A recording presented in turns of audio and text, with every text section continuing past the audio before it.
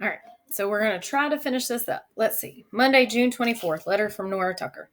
Dear future Wolf Creek residents, we had a parade today to celebrate. It sounds wrong to say that when somebody's dead, but really we were celebrating not being afraid anymore. At noon, all of Wolf Creek lined the sidewalks of Main Street with banners and signs. Owen made a thank you poster out of a cardboard box we pulled apart in the garage. Lucy Arnott and her mom gave out blue ribbons. Mrs. Jablonski had a big Mylar birthday balloon with a thanks to our boys in blue sign taped over the happy birthday. I didn't see Elodie or her mom, but I'm pretty sure I said hi or waved to every other person I know. Once the sidewalks were full, we waited for the police and corrections officers and border patrol guys to arrive in a big parade. But apparently they never got the details on when everybody would be lined up to thank them, or maybe they were still busy or home sleeping or something. But whatever it was, almost none of them came. We cheered for a couple of sheriff's cars, but that was about it. Some people started cheering for regular cars and trucks. I guess we'd been cooped up so long we needed to cheer for something. After that, the not quite a parade, we wandered back to the schoolyard where the carnival had been before it got interrupted.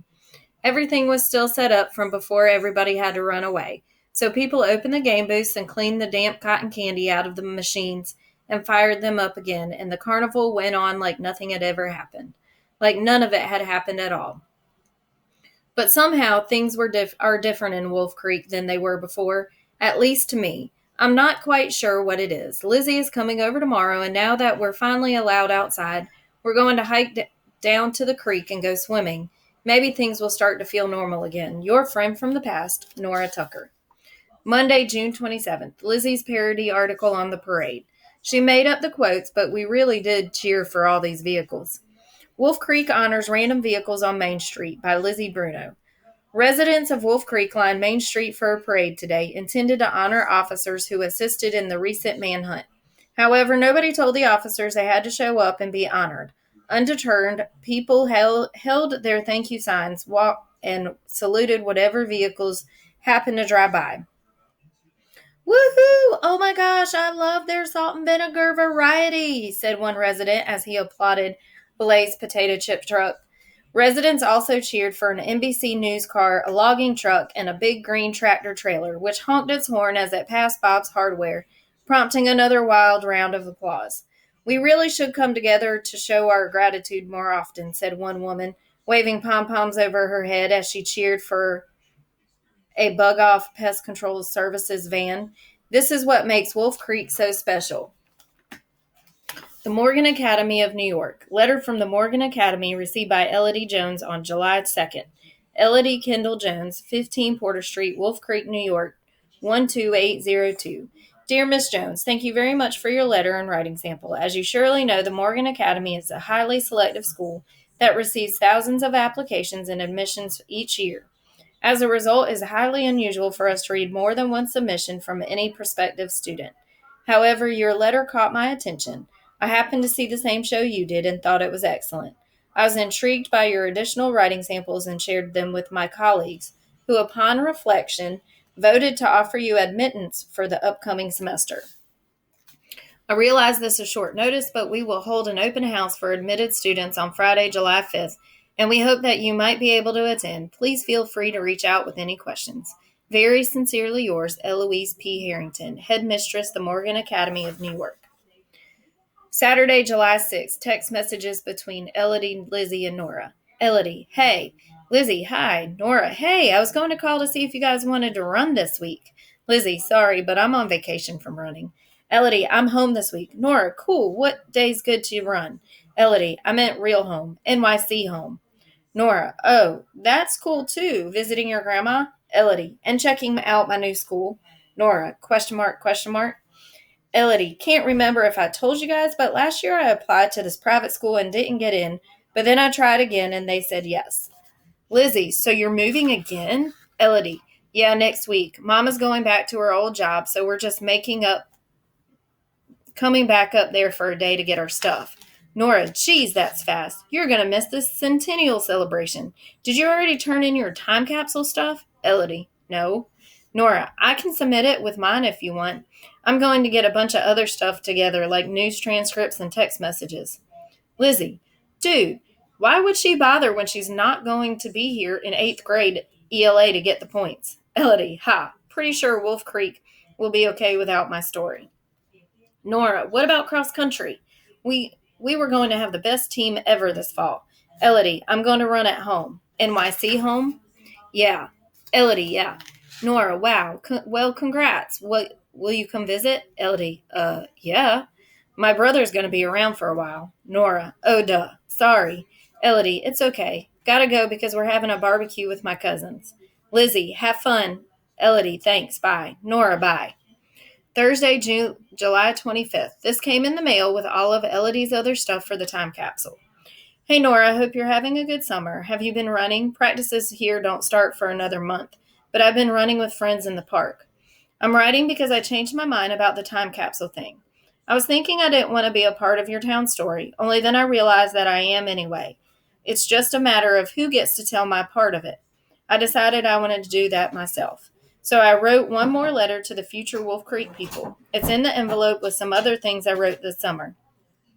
I included text messages and letters and stuff too, like you said you were doing. Can you stop?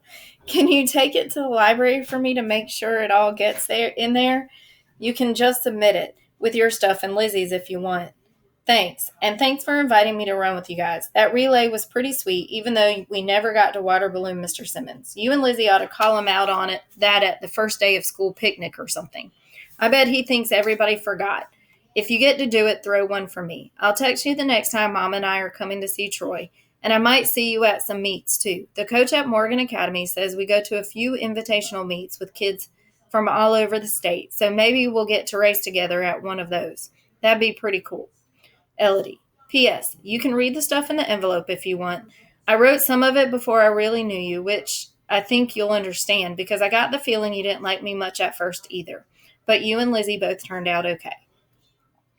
Tuesday, July 30th. Copy of a letter from Nora Tucker to Joe's Mountain Market. Dear Market staff, I am writing to express my concerns about the backpack policy at Joe's Mountain Market. I know the sign posted on the door says, Welcome to the Adirondacks. Please leave backpacks and large bags at the counter. However, I have noticed that this policy is not enforced consistently. I stopped by the market lots of days after school, and I had never been asked to leave my backpack at the counter until one day this June when I was there with my friend Elodie, who is black. On that day, Martha made us leave our bags at the counter while we went to get our Gatorade. But that same week, when I came back with just my friend Lizzie, who is white, we were not asked to leave our backpacks. It's wrong to make assumptions about who might steal things from you based on what a person looks like. That's called racial profiling, and not only is it unfair, it doesn't work anyway. But people still do it because of the racism that's built into our society. I've been talking about this with my brother Sean, who's read more about it than I have. I can't fix it all. I can't fix all that.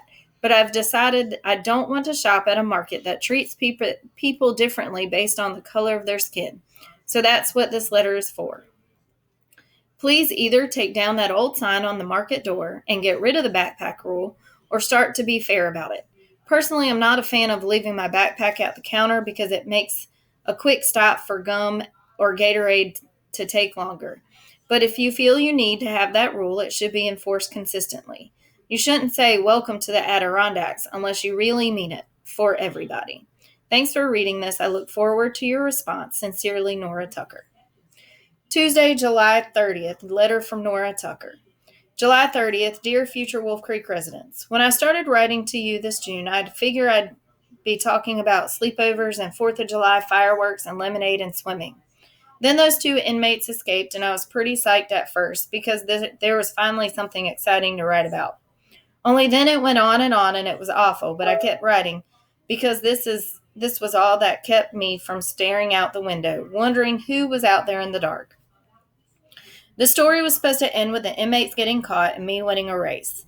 Those things happen, but the story doesn't feel over, so it's weird to be writing this last letter. It used to be simpler in Wolf Creek than it is now. I know I haven't been writing for you very long, but a lot has changed since the days the guys broke out of Dad's prison. It's not Dad's prison anymore, for starters. He decided to retire early, only really it wasn't his decision. The state investigators said it was either that or he'd get fired. Dad doesn't talk much about it Dad doesn't talk about it much, but he says he made some mistakes along the way and then tried to protect his officers by covering for them. Making a circle of support, I guess. Sean says this is all tied into those bigger problems with the criminal justice system. I hate thinking that my dad was a part of that, but I'm trying to remember what Sean told Owen at the table, that we can support Dad and want things to change. Anyway, the state investigators decided Dad was partly responsible for the escape and the stuff that came after that, too. I thought Dad would be mad about that, but he says when a problem happens in a prison, the superintendent owns it. That's just how it is. He seems a lot less stressed out now. So the other night at dinner, I went back to that conversation that we had to stop having when we were making our circle of support last month. I asked Dad if he thought Sean was right about the criminal justice system being broken and racially biased. Dad picked up a carrot stick and sort of twirled it around for a few seconds. And I thought he was going to change the subject, but he didn't. I didn't have Lizzie's recorder, so I'm going to write what he said as best I can remember. Is the system broken? Maybe it is, Nora. Are there inmates in prison who are probably innocent or serving unfair sentences? I'm sure there probably are. But I'm not the judge or the jury, and there was no room for personal beliefs in my job. My job was the care, custody, and security of the inmates assigned to me, and I did the best I could. Dad looked a little sad when he said that, like maybe he decided his best wasn't good enough after all. It sure wasn't good enough for the people in charge in Albany. And Dad's not the only one who got in trouble. A few officers are being investigated for maybe beating up inmates who wouldn't talk. I know a couple of those officers. I've seen them at the carnival, the grocery store, at our holiday concert, at school, watching their kids. I can't imagine they do something like that. Only then I think about how people were talking during the manhunt, how much people hated those escaped inmates. Maybe it bled over to all the inmates, the ones who got out and all the ones who didn't.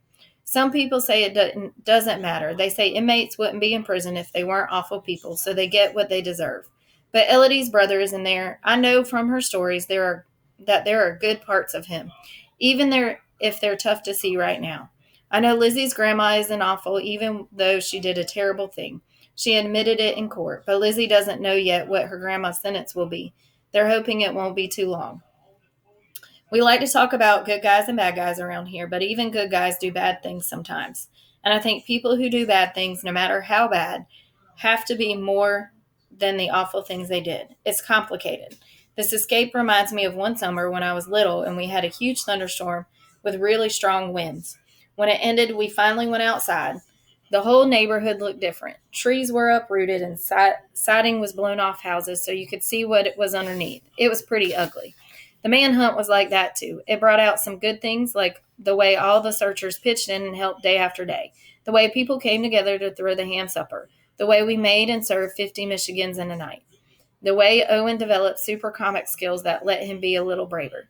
But there was other stuff too, like the mean way Cole and Walker talked to Elodie, the way Mom wouldn't let me go to her house, the way the police surrounded Mr. Washington on the bike path because to them he looked like one of the escaped inmates. The way the old backpack sign on the market door suddenly turned into a thing. And you know what?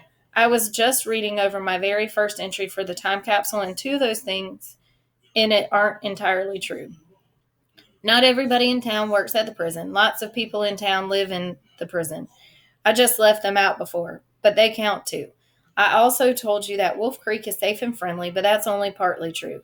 It feels safe for people like me, but I know it doesn't feel that way for everybody. Until this June, I never heard anyone say racist things.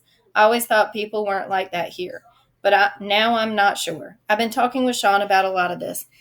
His last day at the market was last week, so I finally told him about what happened with Martha and the backpacks. He asked me what I did about the situation, and I had to tell him that I didn't do anything.